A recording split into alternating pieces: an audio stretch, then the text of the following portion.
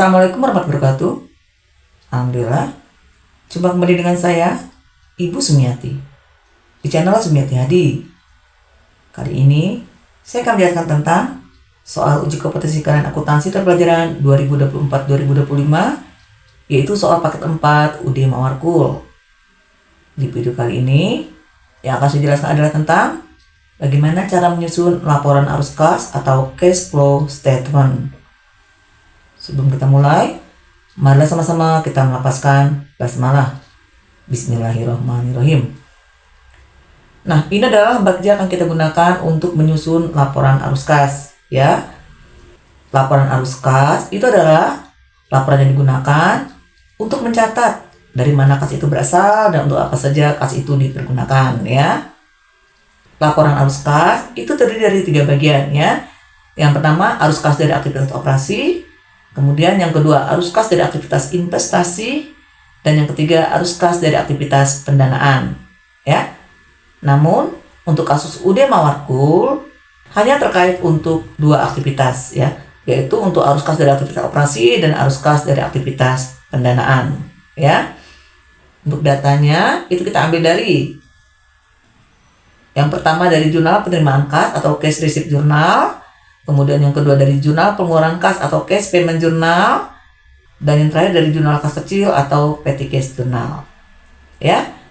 Dan untuk mempersingkat waktu, sekarang kita langsung ke tutorial penyusunannya. Yang pertama kita ke jurnal penerimaan kas atau cash receipt journal, ya. Ingat, karena di sini kita akan menyusun laporan arus kas, maka kita fokus ke dalam kolom cash in bank, ya. Kalau kita lihat di sini, saldo cash in bank bertambah senilai 399.935.000. Nah, penambahan cash in bank ini bersumber dari, kita bisa lihat di deskripsi, ya, dari pelanggan tunai, kemudian dari para debitur. Artinya ini ada pelunasan piutang, ya. Berarti semua merupakan penerimaan dari pelanggan.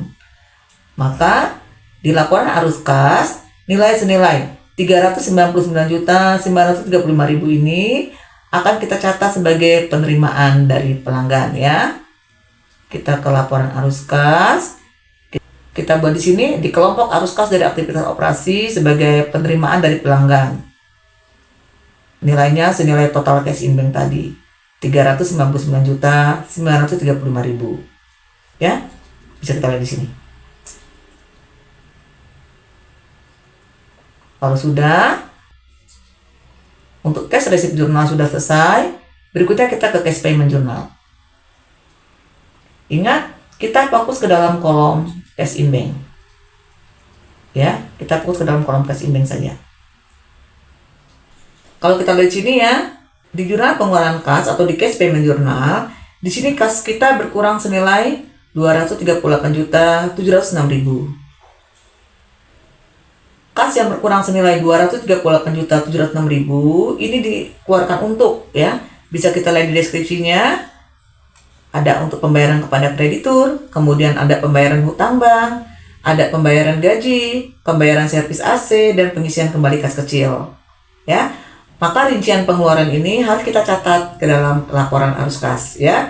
Jadi untuk pengeluaran kas yang kita catat bukan senilai total ini, ya, tapi senilai rincian yang ada.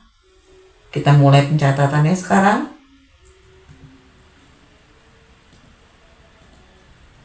Nah, kita lihat di sini, ya. Yang pertama pengeluaran kas ini untuk pembayaran kepada PT Raska Berkah, ya, artinya kita membayar kepada supplier atau kreditur yang kita bayar sebesar 60.606.000. Maka kita catat di sini, ya, di laporan arus kas. Kita masukkan ke dalam kelompok arus kas dari aktivitas operasi. Kita sebut sebagai pembayaran kepada supplier atau kreditur. Nah, karena di sini kita membayar, kita buat dalam kurung 60.606.000. Ya. Kemudian kalau kita lihat di sini ada pembayaran kepada Bank Mandiri senilai 165 juta. Ya.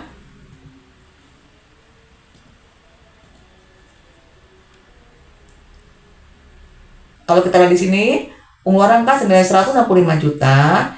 Ini untuk yang pertama untuk membayar pokok pinjaman senilai 150 juta. Kemudian yang kedua untuk membayar biaya bunganya atau interest expense senilai 15 juta. Dan karena ini merupakan pembayaran hutang jangka panjang, ini kita masukkan ke dalam kelompok arus kas dari aktivitas pendanaan, ya. Kita buat di sini ya. Yang pertama pembayaran Bank Mandiri Loan senilai pokok pinjamannya 150 juta, dan yang kedua pembayaran bunganya, ya, senilai bunga yang dibayar yaitu 15 juta. Dan karena kita membayar, kita buat dalam kurung, ya. Berikutnya kita lihat di sini ada pembayaran gaji karyawan senilai 10 juta. Ya, maka akan kita catat ke dalam laporan arus kas.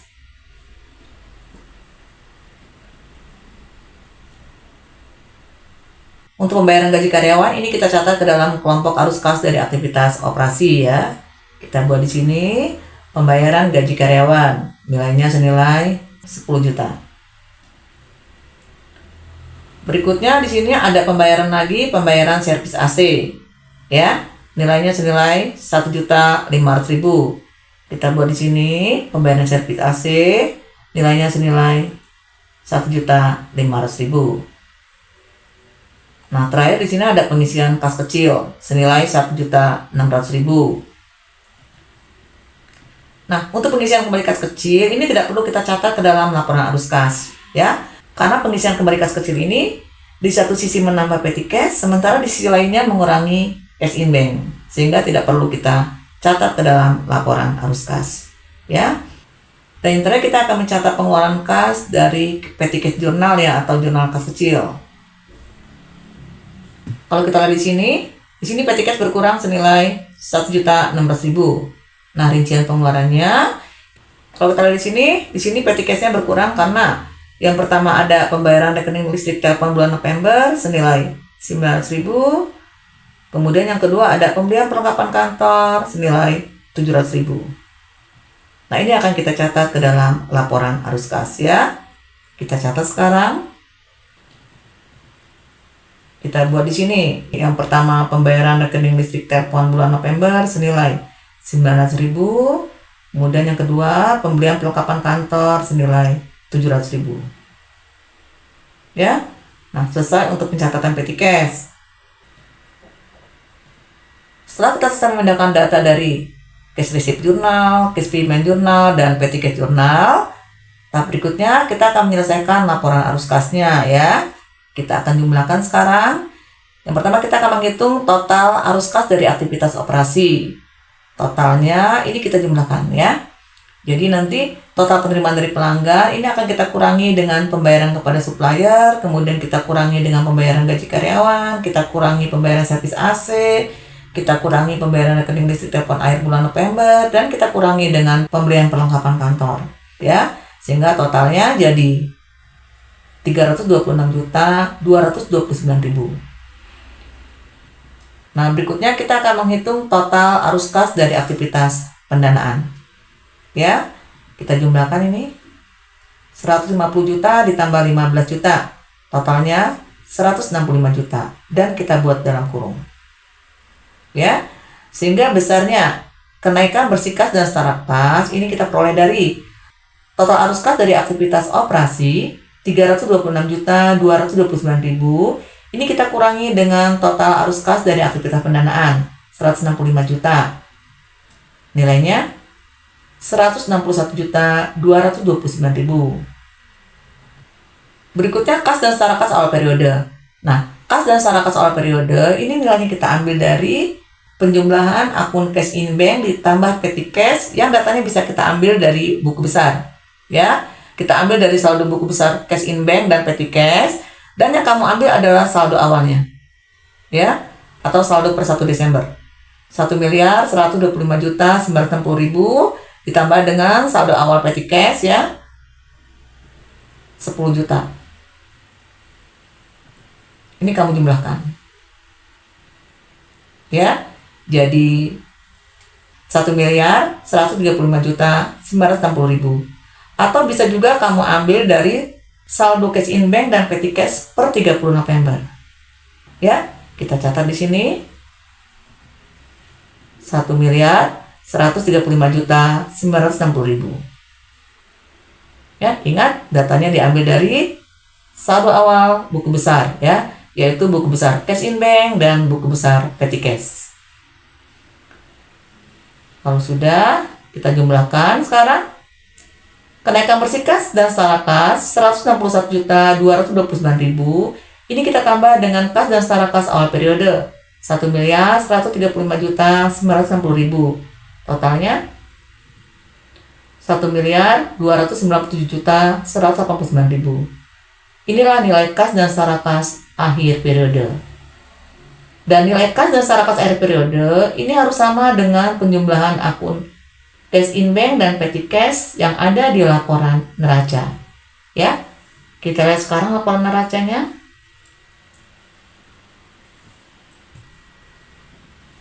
Kita lihat di laporan neraca ya, ini saldo cash in bank dan saldo petty cash. Ya, yang ada di neraca atau yang ada di balance sheet.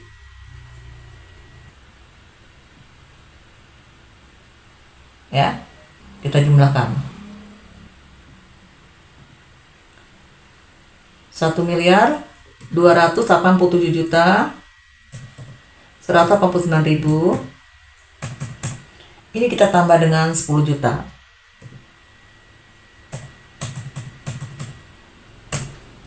Ya, nilainya sama. 1.297.189.000. Bisa dipahami?